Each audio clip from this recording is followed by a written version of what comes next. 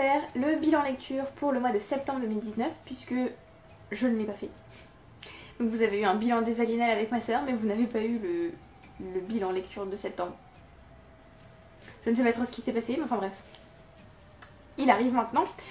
En fait je ne vous ai pas fait de bilan mi-mois parce que j'avais pas assez lu pour vous faire un bilan mi-mois puisque je n'avais lu que 3 livres, me semble.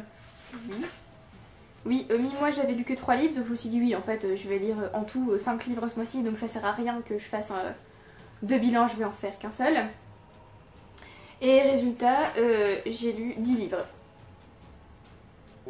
Voilà, donc c'est le moment où je regrette de ne pas avoir fait un bilan mi-mois. Et où je vous fais donc un bilan très long sur 10 livres que j'ai lus au mois de septembre. Vous êtes heureux, n'est-ce pas? Donc attrapez un petit truc à manger, un petit truc à boire, quelque chose. Préparez-vous. C'est parti. Comme à chaque fin de ce genre de vidéo, je vous ferai un bilan statistique pour vous dire combien de livres j'ai lu, bon 10 vous le savez, combien j'en ai acheté, tout ça. Voilà, ça... c'est parti. Alors, le premier livre que j'ai fini au mois de septembre, donc mois de septembre où j'ai pas beaucoup lu parce que c'était le mois de la rentrée, donc j'avais énormément de choses à faire et donc je n'avais pas le temps de lire ou pas envie, enfin pas envie. Si j'avais envie, mais j'avais pas énormément de temps et j'étais un peu stressée de me dire oh mon dieu, il faut que je fasse tous mes cours.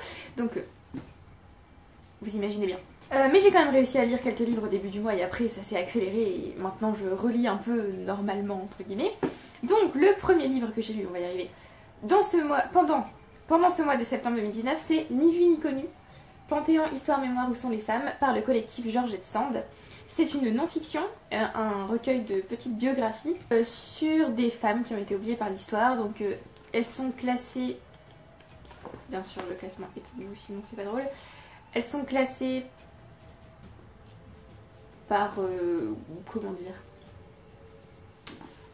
ce pourquoi on aurait dû se souvenir d'elles, on va dire.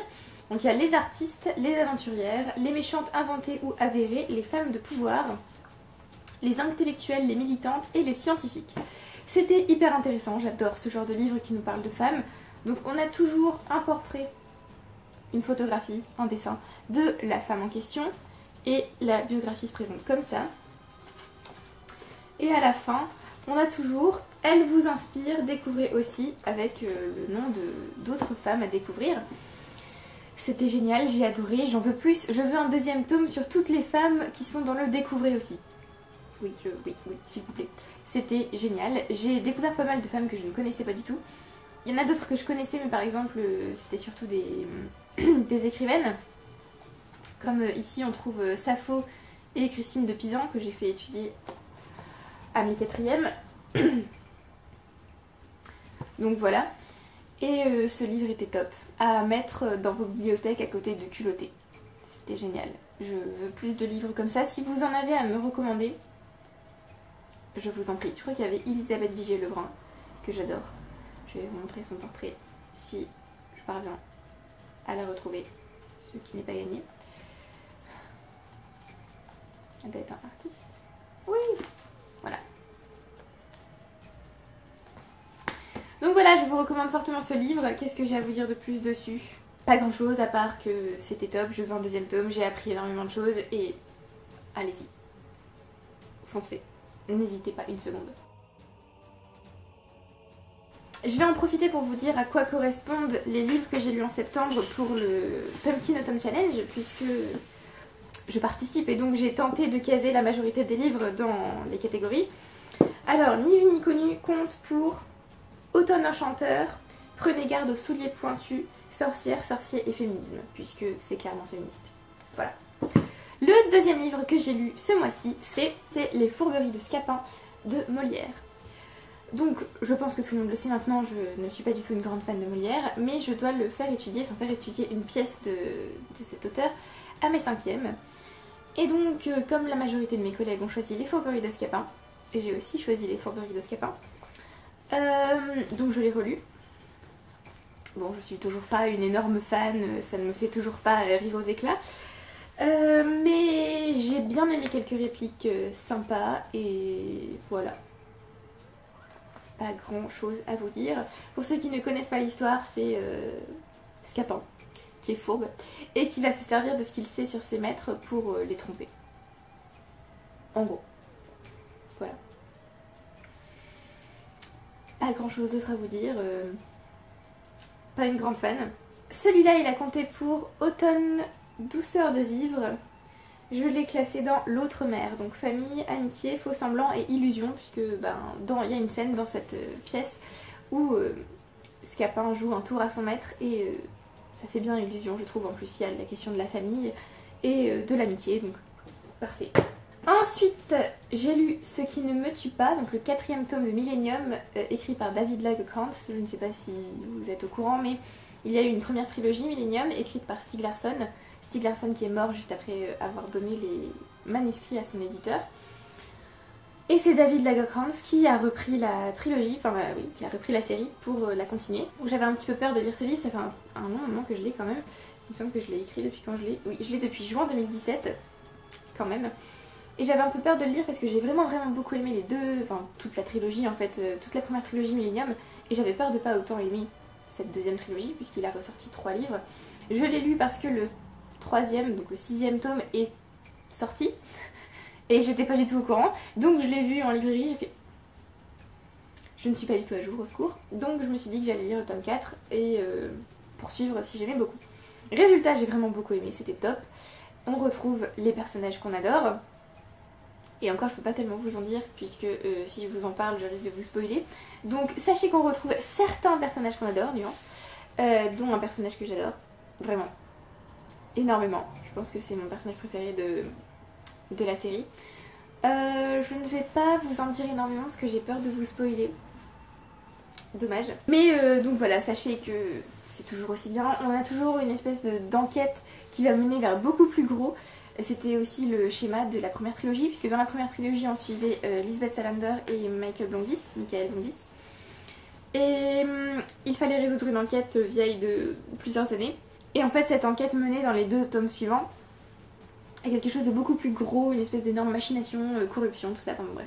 Et on sent bien que ce 4e tome va faire exactement la même chose avec les 2 tomes suivants. J'adore, j'ai vraiment hâte de lire le tome 5. J'ai adoré parce que c'est hyper prenant, parce que... Bon, les personnages, parce que...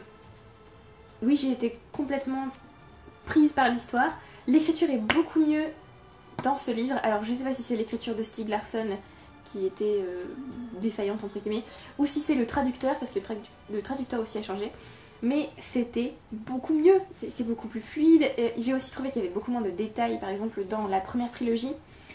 L'auteur donnait beaucoup de détails inutiles du genre elle se lève, elle va dans le frigo, elle prend, je ne sais plus comment ça s'appelle ce truc, mais bref, elle prend un truc dans le frigo, elle le met chauffer au micro-ondes, elle mange, elle boit un coup, elle va se lever, elle va faire ses courses. On s'en fout. Alors d'accord, oui, ça donne un effet de réel, mais quand c'est beaucoup trop utilisé, ça va pas en fait. Donc là, c'était beaucoup moins utilisé, heureusement. Les seuls bémols, on va dire, c'est que j'avais deviné ce qui allait se passer. Par exemple, il y a un personnage, depuis le début du livre, je sais qu'il va mourir. Je le sais, parce que vu comment il est présenté, je le sais, je sais qu'il va mourir. J'avais aussi deviné les gros rebondissements de l'histoire, les grosses révélations. Voilà. Mais c'était quand même top. Et aussi, un autre truc, je pense que j'ai pas tout compris niveau informatique. Je suis pas assez calée pour comprendre absolument tout. Voilà. Mais sinon, c'était très bien. Je vous le recommande. Si vous avez aimé la première trilogie, vous pouvez tenter ce tome 4. Je l'ai trouvé vraiment très bien fait. Peut-être qu'il est un petit peu long au début. On a un peu de mal à vraiment entrer dans l'histoire. Le meurtre, puisque logiquement, c'est une... comme pour le premier tome, il y a une affaire de meurtre. Le meurtre arrive assez tard. Ce qui m'a un peu surprise, moi souvent dans les enquêtes traditionnelles on va dire, ça se passe tout de suite et après il y a l'enquête.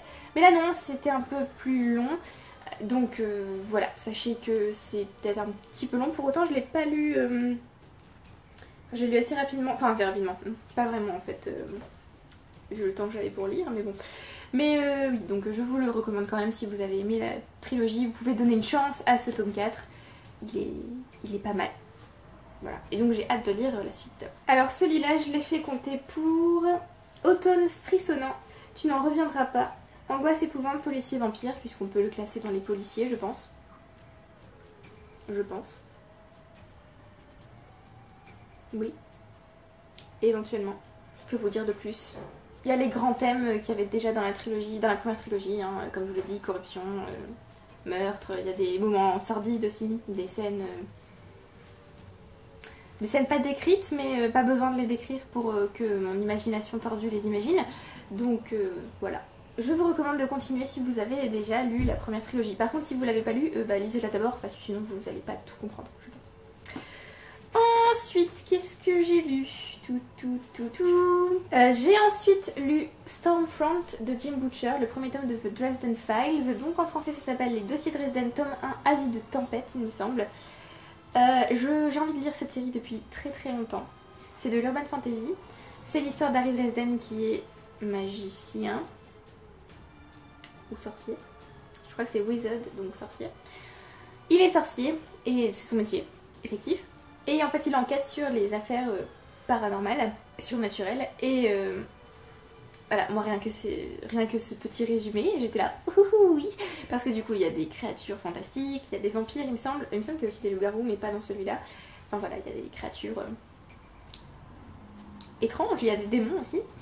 Donc voilà, ça m'a un petit peu fait penser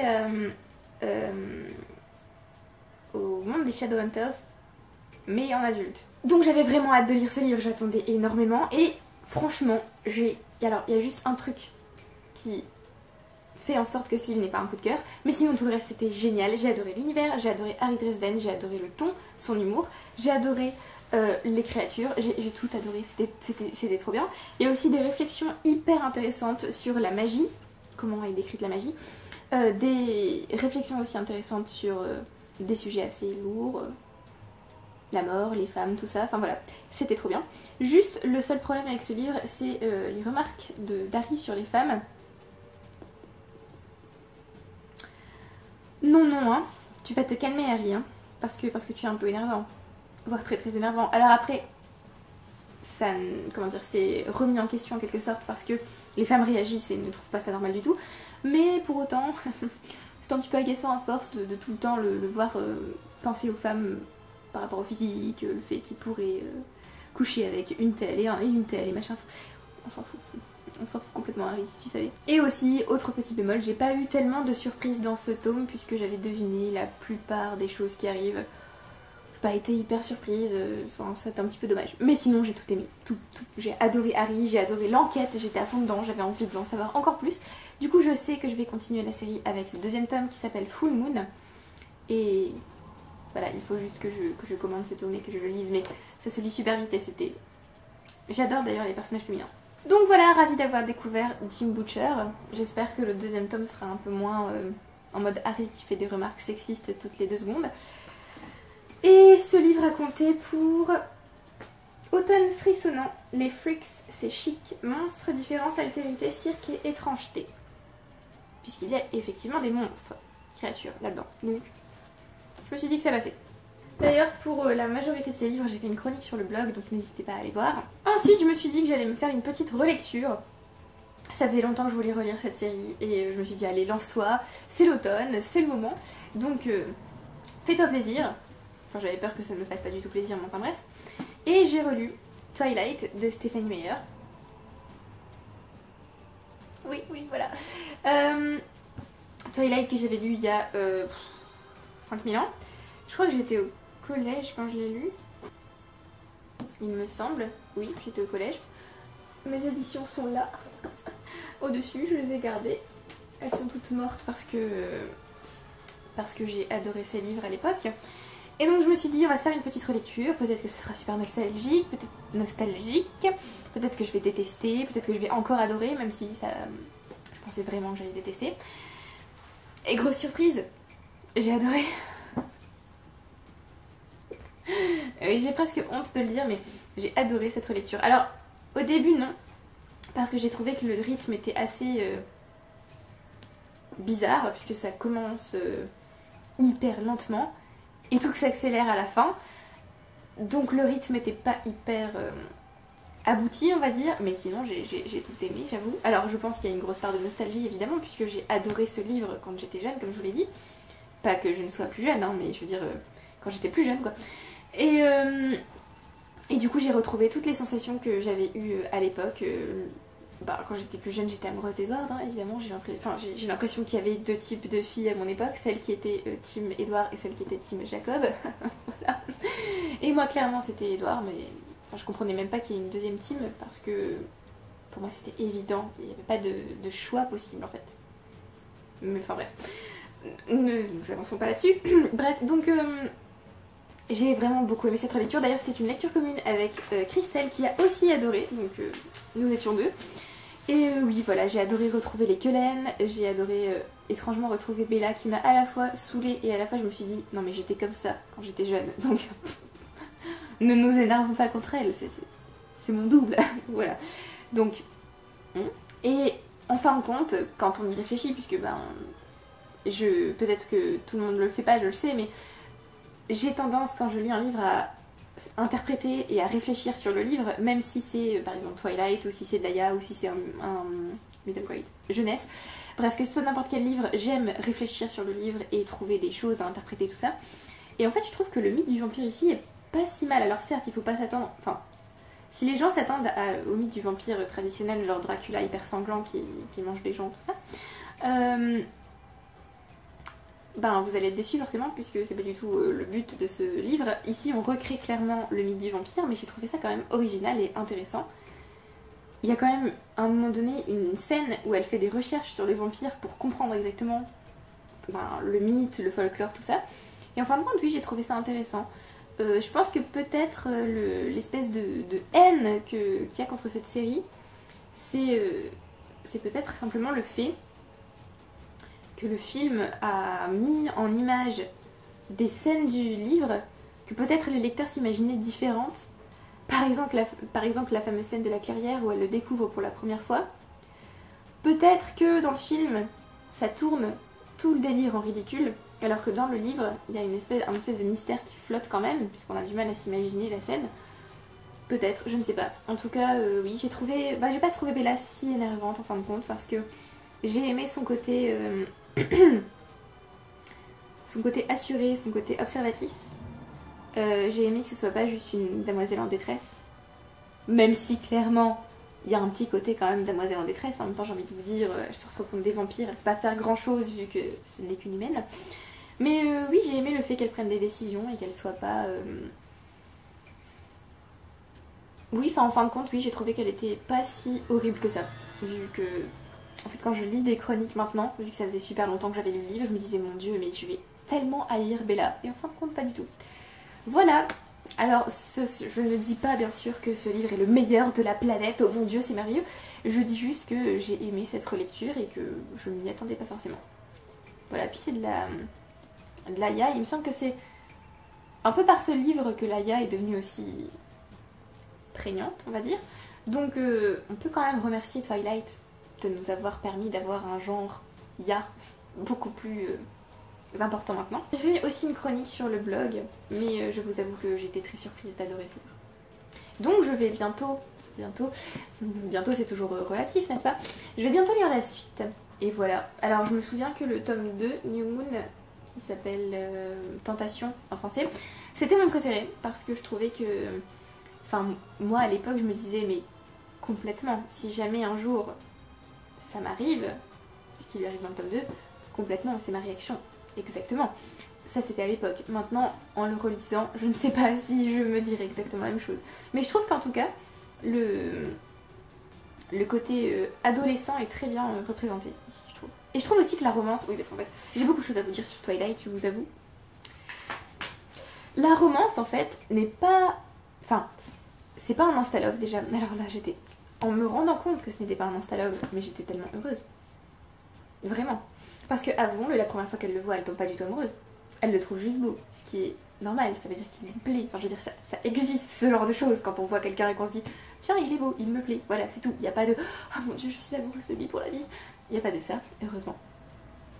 Et en fait la relation, le livre est assez lent parce que toute la relation des personnages, des deux personnages principaux, se construit en fait dans la première partie du livre. Et donc, oui, ça paraît assez long, mais en même temps c'est plutôt réaliste puisque une relation amoureuse ne se construit pas en 30 secondes. Donc ça j'ai trouvé que c'était bien. Il n'y a pas de triangle amoureux, pas de vrai triangle amoureux dans ce livre, même si tous les garçons sont à fond sur Bella, mais il y a une espèce d'explication dans le livre, elle est nouvelle, et il n'y a pas énormément de gens nouveaux dans la ville, donc ils se concentrent sur elle juste parce qu'elle est nouvelle. Et je trouve que c'est une hypothèse pas mal, parce que ça m'étonnerait qu'ils soient tous vraiment amoureux d'elle, parce qu'elle est hyper intéressante. Pas qu'elle soit pas intéressante, mais je veux dire, ils la connaissent pas quoi. Voilà, je pense que c'est vraiment la nouveauté de la personne qui fait qu'ils sont hyper attirés par elle, sinon je ne vois pas d'explication. Et que dire de plus? Non bah voilà, je pense que c'est tout ce que j'avais à vous dire. Je vais arrêter de vous parler de Twilight. Donc voilà, j'ai été très surprise et j'entendais... Alors j'ai énormément regardé les films aussi quand j'ai lu les livres, quand j'étais plus jeune donc.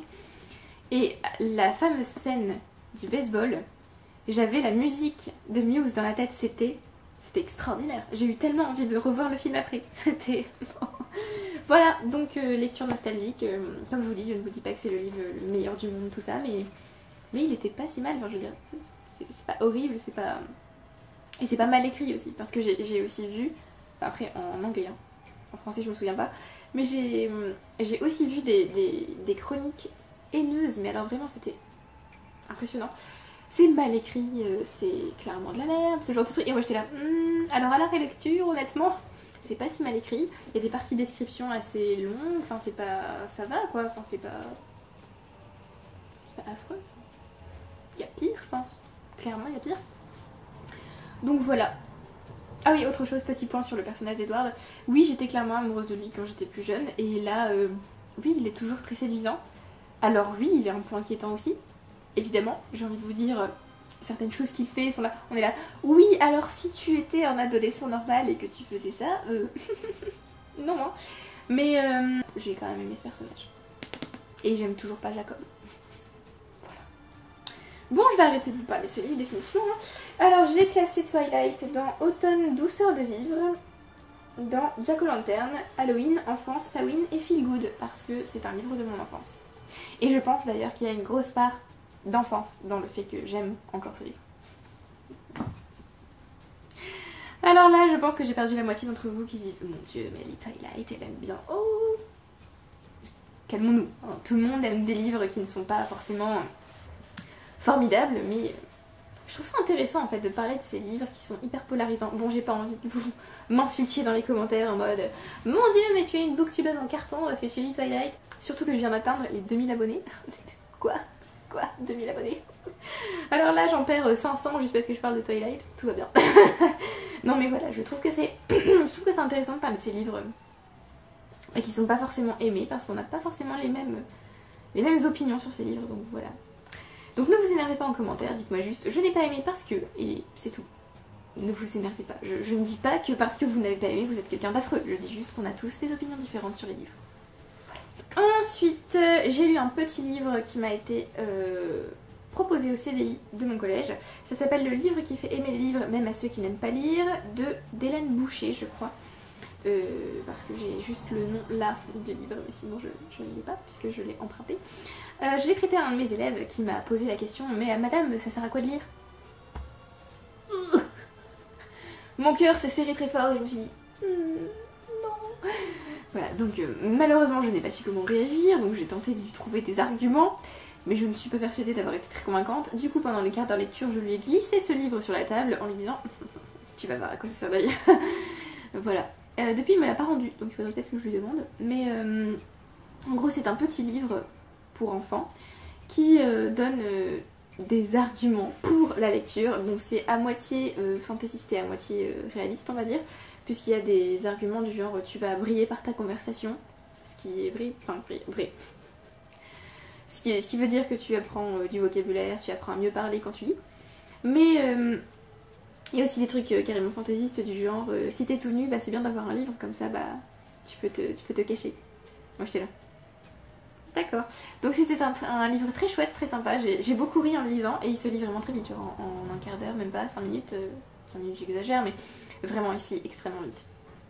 Donc voilà, si vous avez autour de vous des gens ou des enfants surtout qui ne lisent pas et qui ne veulent pas lire ou qui disent que ça sert à rien, blablabla, vous leur faites lire ce livre, peut-être que ça fonctionnera avec eux. Vous verrez. Ensuite, j'ai lu Par contre lui j'ai pas su le caser dans le Pumpkin Autumn Challenge. Dommage. Ensuite j'ai lu Winter is Coming, une brève histoire politique de la fantasy de William Blanc. Alors c'est une non-fiction, comme l'indique le titre, sur la fantasy, la politique dans la fantasy. Alors j'ai trouvé ça hyper intéressant puisque le premier essai, parce que c'est une espèce de petite collection d'essais, le prologue s'appelle Nous sommes nos ailleurs. Et c'était déjà hyper intéressant. Le deuxième c'est sur Bâtir une maison, William Morris. Vous ne connaissez pas William Morris. D'ailleurs je me rends compte que je suis pas du tout allée voir toute la bibliographie sur internet, donc je vais y aller. La saison 2, donc le deuxième essai c'est Détruire l'anneau, J.R.R. Tolkien, et le troisième il me semble que c'est sur le trône de fer, si je le trouve, voilà. Saison 3, Faire face à l'hiver, J.R.R. Martin, et ils ont mis en exergue la citation de Martin. Ils peuvent garder leur paradis, quand je mourrai, je préfère aller en terre du milieu. Totalement d'accord, je viens aussi. Et enfin l'épilogue s'appelle Nos rues seront aussi belles qu'une forêt, et on a un petit bonus. Dragon, brève écologie d'une créature politique, la métaphore de l'hiver dans la fantaisie. Jouer à la fantaisie face au monde moderne, la politique de Donjons et Dragons. Robert E. Howard et Conan, une autre fantaisie politique. Et on a une iconographie puisque des illustrations, des films, tout ça sont mentionnés. Et donc l'auteur a mis à la fin une petite collection d'iconographie. On a aussi des livres pour aller plus loin, et du coup il faut que j'aille voir ces livres sur Livre Addict et sur Goodreads pour en ajouter encore à ma wishlist, parce que, évidemment. Alors, j'ai trouvé ce livre très bien, c'était très intéressant. Malheureusement je trouve qu'il était un peu trop court, et j'étais pas complètement dedans, parce que je m'attendais pas à ce que ce soit même niveau que la fantasy, et que je sois happée par le livre, mais je m'attendais quand même à ce que ce soit assez... pas facile à comprendre, mais je veux dire que ce soit assez clair, et en fin de compte parfois j'étais un peu... oui, enfin... Donc je suis pas persuadée d'avoir tout compris parfaitement, parce qu'en plus c'était à une période où je voulais absolument lire beaucoup, et je me suis dit je vais me dévorer ce livre, il est tout petit, et en fait non. Donc je pense que je relirai les passages que j'ai surlignés et les passages que j'ai... où j'ai écrit sur le livre, puisque comme je vous l'ai dit j'ai écrit beaucoup sur les livres. En tout cas c'était hyper intéressant, ça donne une autre perspective sur les livres. Par exemple sur la série de Martin, ça donne une autre vision de la chose. Pareil sur le Seigneur des Anneaux, parce que on parle de la guerre par rapport au Seigneur des Anneaux. Par contre j'ai vu que l'auteur tout le long traduit The Shire par le comté, alors que dans le film c'est la comté. J'étais un peu perplexe, je me suis dit what. Voilà, mais c'était vraiment très très bien, et ça m'a donné hyper envie évidemment de relire tous les livres dont parle ce livre, et aussi de découvrir certains auteurs. Par exemple William Morris, je ne l'ai jamais lu et j'en ai jamais entendu parler. Conan, j'ai jamais lu non plus. Le passage sur les dragons, ça m'a donné tellement envie de lire absolument tous les livres sur les dragons que je connais, et aussi de relire Eragon du coup. Donc voilà. Mais j'ai beaucoup aimé le parallèle qu'on fait entre notre monde et la fantasy, puisque souvent on dit que la fantasy c'est un monde complètement imaginaire, où il n'y a absolument aucun lien avec notre monde, et ce livre fait clairement le lien entre notre monde et la fantasy. J'ai trouvé ça très bien. Donc si ça vous intéresse, n'hésitez pas. Bon, sachez juste qu'il est court du coup, mais il n'est pas non plus hyper cher, parce que souvent ce genre de livre essai c'est en grand format et cher, et donc on est là. Oui mais enfin bon, si je n'adhère pas, comment on fait? Donc voilà, là sachez qu'il n'est pas très très cher, il est en poche, donc n'hésitez pas si ça vous intéresse. Et je n'ai pas non plus su le caser dans le Pumpkin Autumn Challenge. Désespoir. Ensuite, j'ai lu à nouveau pour le collège Nos vies en l'air de Manon Fargeton, puisqu'elle a gagné le prix du Salon du livre du Touquet. Donc nous allons lui remettre en novembre, et donc j'ai dû lire le livre. J'avoue que j'avais pas tellement envie de lire ce livre là, puisque moi j'avais surtout lu la fantaisie de Manon Fargeton qui se trouve là. J'avais surtout lu L'héritage des rois passeurs et Les illusions de Savloir, qui sont d'ailleurs tous les deux dédicacés, oui. Et j'avais adoré, c'était formidable, c'était génial. Ce livre est un de mes préférés de tous les temps, tellement il était formidable. Voilà, donc allez les lire, go maintenant, tout de suite. Et du coup là je devais lire Nos vies en l'air. Alors c'est un contemporain jeunesse, enfin il y a du coup, young adult, qui raconte l'histoire de Mina et Océan qui veulent tous les deux se suicider. Donc ils se retrouvent sur le toit d'un immeuble. Alors moi déjà en voyant le sujet j'ai fait d'accord, bon bah écoutez pourquoi pas. Et en fait très rapidement j'ai été à fond dedans. C'était hyper prenant. Il y a beaucoup de sujets différents et assez lourds qui sont traités. J'ai trouvé ça hyper intéressant. Enfin en gros j'ai lu ce livre en une après-midi. Tellement j'étais dedans. C'était... Donc beaucoup de réflexions, j'ai adoré l'écriture puisque j'adore comment Manon Fargeton écrit. Le seul problème pour moi de ce livre, c'est la fin. C'est tellement frustrant. Mais tellement frustrant. La documentaliste me dit c'est bizarre, tu es comme tes élèves et aussi trouve ça hyper frustrant et voudrait une suite. Mais moi, mais moi en lisant la suite, en lisant la fin plutôt, en lisant la fin, j'ai refermé le livre et je me suis dit où est la suite? Où est la suite? Je veux savoir. Parce qu'il y a quelque chose qu'on ne sait pas à la fin et c'était vraiment très frustrant. Voilà, mais sinon c'était un très bon livre, je m'attendais vraiment pas à le lire aussi vite et à apprécier autant ma lecture. C'était vraiment top. Du coup j'ai ajouté pas mal d'autres livres de Manon Fargeton à ma wishlist. C'est pas évident. Et j'ai vraiment hâte de lire d'autres livres d'elle du coup.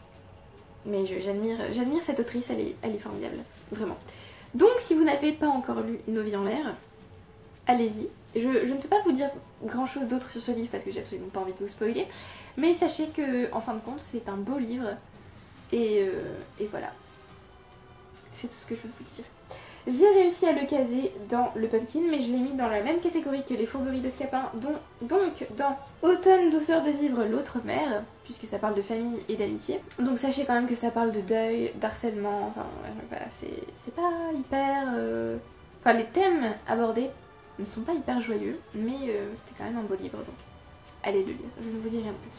Et j'ai aussi fait une chronique sur le blog si vous voulez quand même en savoir plus. Ensuite, j'ai lu Les Petites Reines de Clémentine Beauvais, puisque j'ai donné une sélection de livres à lire à mes élèves et dedans j'avais mis Les Petites Reines, puisque je fais une séquence sur l'amitié. Et donc je me suis dit que ça pouvait être sympathique de leur parler de ce livre, puisque c'est en gros la naissance d'une amitié ici. J'avais ce livre en audio, mais je suis pas du tout sensible à l'audio. Voilà, je ne lis pas du tout en audio, ça ne me convient pas. Donc, je préfère le bon vieux livre papier. Donc j'ai demandé à ma soeur de me prêter son édition des Petites Reines. Alors c'est l'histoire de 3 jeunes filles qui sont élues boudins d'or, d'argent et de bronze de leur collège-lycée. Collège-lycée Marie-Dariussec d'ailleurs il me semble, je crois.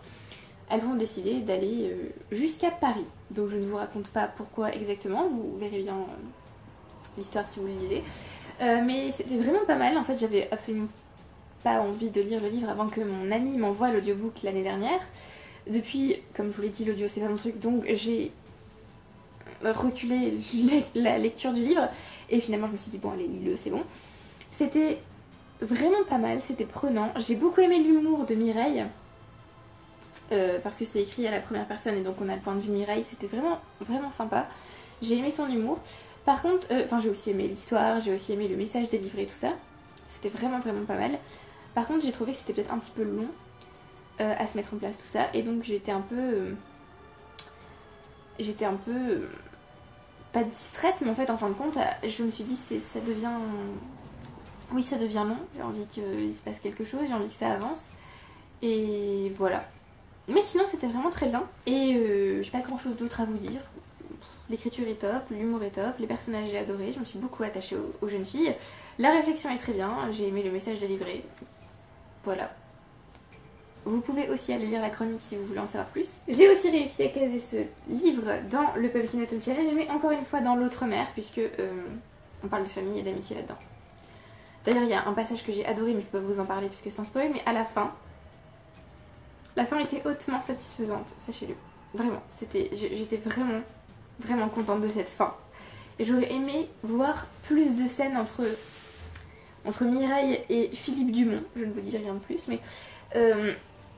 voilà, j'aurais aimé voir une autre scène entre eux parce que leur relation me plaît bien. J'ai trouvé ça beau, donc voilà. Cette vidéo étant terminée. Et enfin, le dernier livre que j'ai lu ce mois-ci, enfin pour le mois de septembre, c'est L'écume des jours de Boris Vian. C'est aussi une relecture puisque je l'ai lu il y a un moment. Je l'ai aussi donné en lecture cursive à mes quatrièmes cette fois, mais il me semble que je ne suis pas persuadée que quelqu'un va le lire, mais enfin, je l'ai quand même donné. Alors, c'est l'histoire de Colin et Chloé, c'est tout ce que je vais vous dire. En gros, il y a deux histoires d'amour entre deux couples, il y a Colin et Chloé et Alice et Chick. Et ces deux histoires, en gros, ça va être l'histoire de la naissance et de la chute de ces deux histoires d'amour. Alors, vu que c'est la naissance, il y a le petit côté léger, le côté beau, joyeux de l'amour. Et comme c'est aussi la chute, il y a le côté tragique et affreusement horrible, on va dire, de la décadence d'un amour. Je ne me souvenais pas que ce livre était si triste, honnêtement. Il y avait des scènes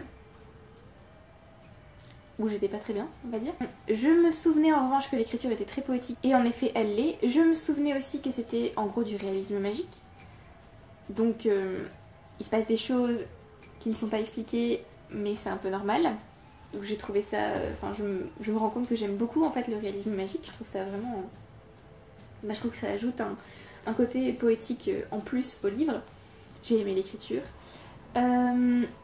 Le seul truc que j'ai pas aimé éventuellement, c'est le fait qu'on se concentre pratiquement exclusivement sur les points de vue masculins.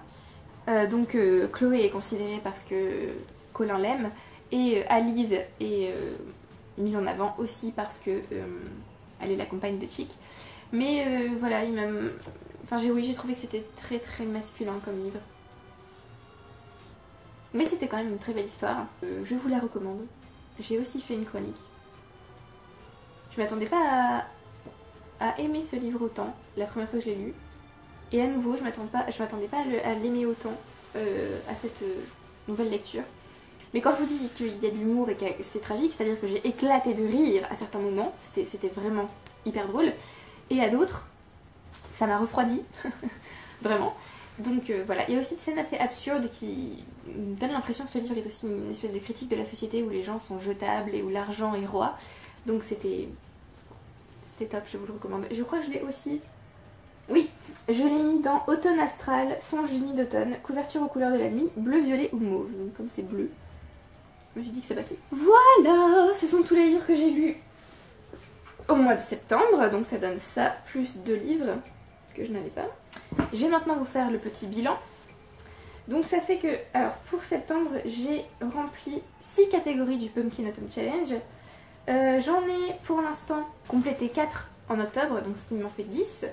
Ce qui fait qu'il me reste 3 catégories, il me semble. Oui.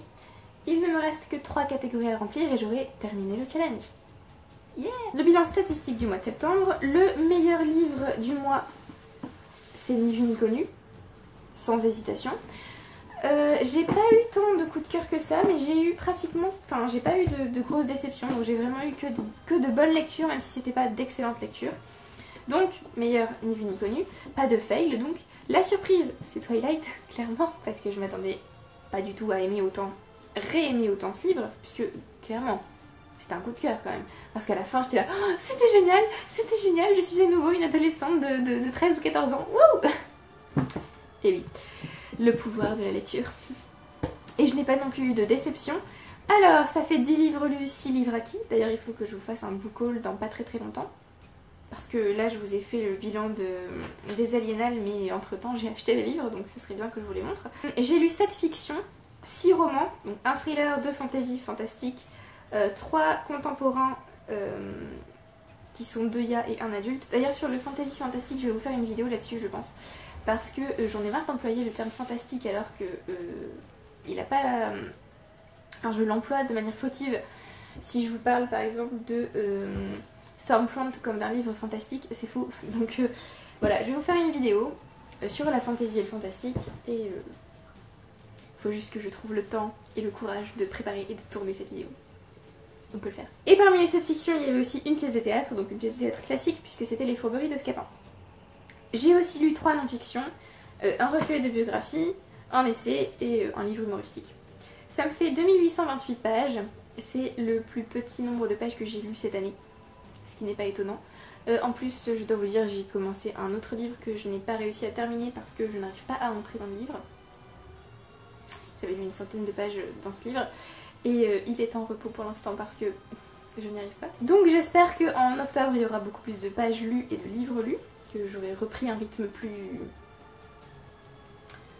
plus convenable pour moi on va dire. Mais déjà là je me dis que c'est déjà bien que j'ai réussi à lire 10 livres le mois de la rentrée. Franchement c'est pas mal. Niveau série, j'en ai commencé 2, The Dresden Files, donc les dossiers Dresden et Twilight, que j'ai recommencé du coup. J'ai continué une série, Millennium. Alors j'avais compté Millennium comme une seule, une série à part, entière, la première trilogie. Et du coup là je vais considérer que je continue une série et que je n'en commence pas une nouvelle. Et je n'ai terminé aucune série. Niveau palle, il me semble que j'ai lu aucun livre de ma palle annuelle. Non. Bravo moi, c'est merveilleux. Donc aucun livre de ma palle annuelle. Par contre dans la palle d'automne j'en ai lu 4 sur 51, on se souvient. Et j'ai fait une lecture commune, donc c'était Twilight avec Christelle. Voilà, il me semble que j'ai pas fait d'autres lectures communes. Non. Donc voilà, c'est tout pour ce mois de septembre. Je suis désolée, c'est encore une longue vidéo, mais bon, certains me disent qu'ils aiment bien les longues vidéos, donc cadeau. J'ai encore une autre vidéo à vous monter et à vous poster. Je voulais encore vous remercier pour 2000 abonnés, parce que... Quoi? J'ai vu ça, j'ai fait d'accord, bon, pas de problème, ok, pourquoi pas. Donc merci beaucoup, merci de regarder les vidéos jusqu'au bout, de les regarder tout court de toute façon. Merci à ceux qui aiment, qui commentent, qui s'abonnent. Encore une fois, 2000 abonnés, d'accord, bah merci. Ok. Je vous avoue que je ne pensais pas en commençant la chaîne avoir 2000 abonnés en jour. Je me disais plutôt oui, tu vas faire ça 3 semaines et puis après tu vas abandonner. Mais visiblement non. Donc merci encore et je vous dis à bientôt pour une prochaine vidéo. Bye.